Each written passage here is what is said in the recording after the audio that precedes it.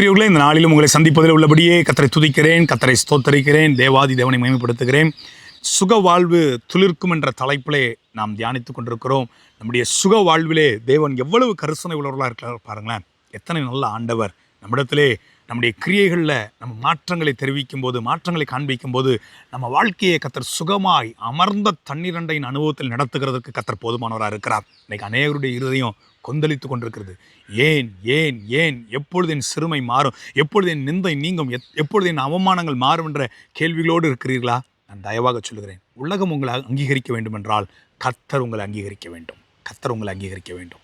கர்த்தர் உங்களை அங்கீகரிச்சிட்டா உலகம் பகைத்தாலும் பரவாயில்லை, கர்த்தர் உங்களை நேர்த்தியாக நடத்துகிறதுக்கு கர்த்தர் போதுமானவராக இருக்கிறார். அதே வசனத்தை வாசிக்கிறேன். ஏசாயா 58:8. அப்பொழுது விடியற்கால வெளுப்பை போல உன் வெளிச்சம் எழும்பி உன் சுக வாழ்வு சீக்கிரத்தில் துளிர்த்து உன் நீதி உனக்கு முன்னாலே செல்லும். கர்த்தருடைய மகிமை உன்னை பின்னாலே காக்கும். பாருங்களேன், அழகாக இருக்குல்ல. உன் நீதி உனக்கு முன்னாடி போகும்பா. என்ன நீதி? நீ நன்மை செய்ய படிச்சுட்ட, நல்ல பழக்கங்களை கற்றுக்கிட்ட, பசி உள்ளவனுக்கு உன் ஆகாரத்தை பகிர்ந்து கொடுக்குற, நுகத்தடிகளை நீ கட்டுகளை அறுக்கிற, அக்கிரமத்தின் நுகங்களை உடைக்கிற, நல்லா இருக்கிற. நான் உன் நீதி உனக்கு முன்னாடி சொல்லுது, நான் உன்னை பின்னாடி காக்கிறேன். நீ மறந்துடுறது. சுக வாழ்வில் தேவனுடைய காவல் அவசியம் என்பதை நீங்களும் நானும் மறந்துடக்கூடாது. 121 சங்கீதம் அழகாக இருக்குல்ல. 3 வசனம். உன் காலை தள்ளாட ஒட்டார், உன்னை காக்கிறவர் உறங்கார். சுக வாழ்விலே கர்த்தருடைய காவல் அவசியம். வேதத்திலே பழைய ஏற்பாட்டிலே பிரமாணங்களில் அழகாக இருக்கும். இப்போ நீ என் கட்டளைக்கு கற்பனைக்கு கீழ்ப்படிஞ்சா உன் தேசத்தை ஒருவன் இச்சிப்பதில்லை. உன் வீட்டை ஒருத்தன் இச்சையாக பார்க்க மாட்டான். உன் வீட்டின் பிள்ளையை ஒருத்தன் இச்சையாக பார்க்க மாட்டான். எப்பொழுது?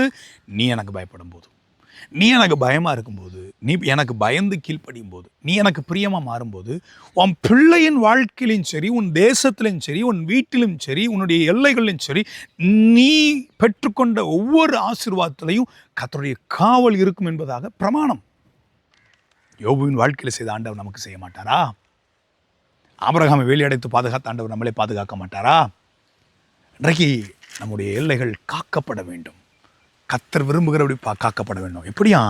அப்படி கர்த்தர் விரும்புகிறபடி இருந்தால் 128 சங்கீதத்தில் வாசிக்கிறோம் 1 வசனத்திலிருந்து, எனக்கு ஒத்தாசை வரும் பருவத்துக்கு நான் என் கண்களை எடுக்கிறேன். ஜெபம் நேற்று முந்தினெல்லாம் தியானித்தோமே, எப்படி ஜெபிக்க வேண்டும், அவ்வளோதான் பார்க்குறேன். எங்கேருந்து ஒத்தாசை வருது? வானத்தையும் பூமி உண்டாக்கி எனக்கு கர்த்தரிடத்துலேருந்து எனக்கு ஒத்தாசை வரும். எப்படியா? சுகவாழ்வு இருக்கும் அந்த ஒத்தாசையில். உன் காலை தள்ளாட ஒட்டார், உன்னை காக்கிறவர் உறங்கார். இதோ இஸ்ரவேலை காக்கிறவர் உறங்குவதும் இல்லை, தூங்குவதும் இல்லை. கர்த்தர் உன்னை காக்கிறவர். கர்த்தர் உன் வலது பக்கத்தில் உனக்கு நிழலாயிருக்கிறார். பகலிலே வேலாய்களும் இரவிலே நிலவாய்களும் உன்னை சேதப்படுத்தாது. ஆண்டவருடைய காவலில் இயற்கை நம்மளை சேதப்படுத்தாது, பேரழிவுகள் சேதப்படுத்தாது. அதெல்லாம் கர்த்தருடைய காவல் இருக்கு. அடுத்த வார்த்தை 7 வசனம். கர்த்தர் உன்னை எல்லா தீங்குக்கும் விலக்கி காப்பார், அவர் உன் ஆத்மாவை காப்பார். எல்லா தீங்குக்கும் மேலே இருக்கிறதெல்லாம் பிளெஸிங்ஸ் எல்லாம் காக்கிறார்லாம் உலகம். ஒரு வார்த்தை என்ன ரொம்ப கவர்ந்த வார்த்தை. கர்த்தர் உன் ஆத்மாவை காக்கிறார். பரிசுத்தத்தில் தடுமாறுறீங்களா? அன்பில் தடுமாறுறீங்களா? ஆத்ம மீட்பில் தடுமாறுறீங்களா? ஆத்ம ஈடுறுகிறத தடுமாறுறீங்களா? கர்த்தர் காக்க போதுமானவராக இருக்கிறார். ஆண்டவர் காக்க வேண்டும் என்றால் சுக வாழ்வுத்தில் இருக்க வேண்டும். சுக வாழ்வுத்தில் இருக்க வேண்டும். உன் நீதி உனக்கு முன்னாடி போகணும். நீ நன்மை செய்ய படிக்கணும். நன்மையே அல்லாமல் தீமையை யோசித்து விடக்கூடாது. ஆண்டவருடைய பிள்ளைகளாய் நம்ம இன்னைக்கு ஒரு தீர்மானம் எடுப்போம்.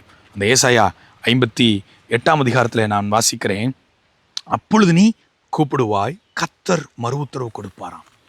கர்த்தர் காக்கிறவராக இருந்தா கூப்பிட்ட உடனே எலியா ஜெபிக்கிறான். ஆபிரகாமின் தேவனே, ஈசாக்கின் தேவனே, யாக்கோபின் தேவனே, என்னை கேட்டருளும். அக்கினி இறங்கினது. தாவீதின் குமாரனே எனக்கு இறங்கும் என்று சொல்லி குருடன் கேட்கிறான். ஜெபம் கேட்கப்பட்டது. வஸ்திரத்தின் ஓரத்தை தொட்டாவது போதும் எனக்கு சுகம் கிடைச்சிடாதான்னு சொல்லி பெரும்பாடு உள்ள ஸ்திரீ நினைச்சா ஜெபம் கேட்கப்பட்டது. கர்த்தர் தான் உங்களை காக்கிறார் என்றால் நான் வாசிக்கிறேன். அப்பொழுது நீ கூப்பிடுவாய், கர்த்தர் மறு உத்தரவு கொடுப்பார். நீ சத்தமிடுவாய், இதோ நான் இருக்கிறேன் என்று சொல்வார். இவ்வளோ அழகான வார்த்தை இல்லை? எப்பா, உன் சுக வாழ்வு துளிர்த்துரும். நீ நல்லா இருப்ப, நான் உன்னை காக்கிறேன்.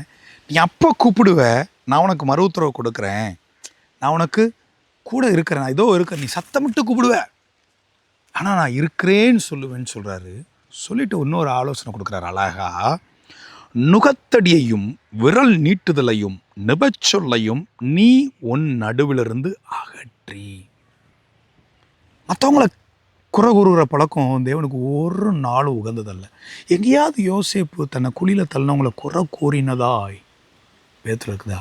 நம்முடைய வாழ்க்கையில் நஷ்டத்தை ஏற்படுத்தினவர்களை நம்ம எப்படி பார்க்குறோம் என்பதை பைபிள் ரொம்ப கண்ணோக்குது.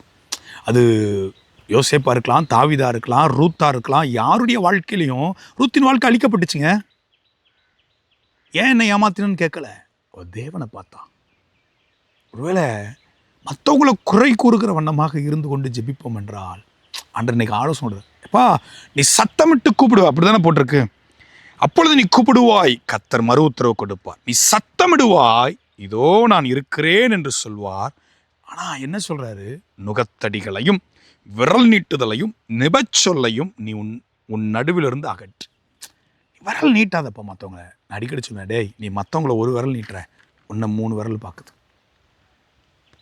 மற்றவங்களை ஒரு சொல்லுறதுக்கு முன்னாடி அந்த சொல்லுக்கு ஒன்றை நீ நிதானித்து பார்த்துக்க. நீங்கள் எளிதில் மற்றவங்களை குறை சொல்லிடுறோம். ஆனால் அதே நேரத்தில் ஆண்டவர் அனுமதிக்காமல் இது நடக்காதல்லவா? ஆண்டவர் அனுமதிக்காமல் தலையிலிருந்து ஒரு முடிகூட கீழே உள்ளதல்லவா? வாழ்க்கையில் எல்லாமே அப்படி தானே இருக்கும். ஆண்டவர் அனுமதிக்காமல் நஷ்டம் கிடையாது. ஆண்டவர் அனுமதிக்காமல் நெருக்கங்கள் இன்னல்கள் வராது. தேவன் அனுமதிக்கிறதுக்காய் கர்த்தருக்கு ஸ்தோத்திரம். நான் ஏற்கனவே நிறைய செய்தியில் குறிப்பிட்டிருப்பேன். அன்னாள் சொல்கிறார்கள, கர்த்தர் தரித்திரம் அடைய செய்கிறவரும் ஐஸ்வர்யம் அடைய பண்ணுகிறவரும். பவுல் சொல்லுகிறார்ல, ஏன் நீங்கள் நஷ்டத்தை சகித்து கொள்கிறதுன்னு கேட்குறாருல. இன்றைக்கி நம்ம ஒரு தீர்மானம் எடுப்போம். ஆண்டவரே, நீங்கள் எனக்கு மறு உத்தரவு கொடுக்குறேன்னு இருக்கீங்க.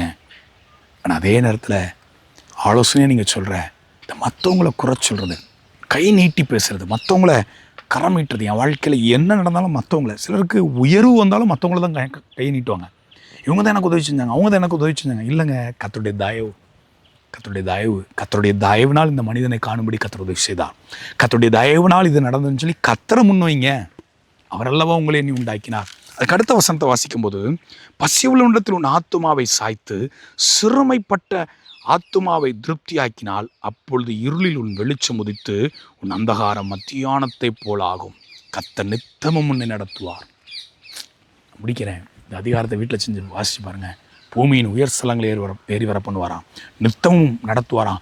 உலகம் முழுவதும் மகாவரச்சிருந்தாலும் நம் ஆத்மாவை நினமுள்ளதாய் மாற்றுகிறதற்கு, எலும்புகளை புஷ்டியும் பசுமையாக வைப்பதற்கு அவர் போதுமானதாக இருக்கிறார். அவருக்கு ஒப்பு கொடுப்பீங்களா? கண்களை மூடி.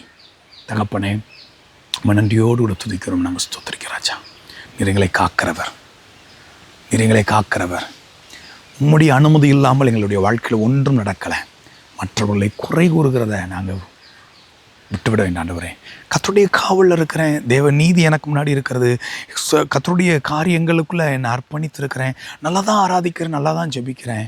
ஆனாலும் குறை கொள்ளுகிற பழக்கம் என் வாழ்க்கையில் சில காரியங்களை சகித்து கொள்ள முடியலையே. இன்றைக்கி என்னை அர்ப்பணிக்கிற ஒவ்வொரு பிள்ளைகளையும் கர்த்தர் கண்ணோக்கி பாருங்கள். கை நீட்டுக்கிறத விடட்டும், நிபச்சொல்ல விடட்டும், கர்த்தருடைய ஆசீர்வாதத்தை பெற்றுக்கொள்ளட்டும். கர்த்தர் நித்தமும் நடத்துகிறதுக்கு கர்த்தர் போதுமானவராக இருக்கிறீர். இப்படி இருந்து கொண்டு பசி உள்ளவர்களுக்கு தங்களுடைய ஆத்மாவை சாய்க்க கர்த்தர் உதவி செய்யுங்க. கர்த்தர் மகிமைப்பட இயேசுவின் மூலம் பிதாவே, ஆமென்.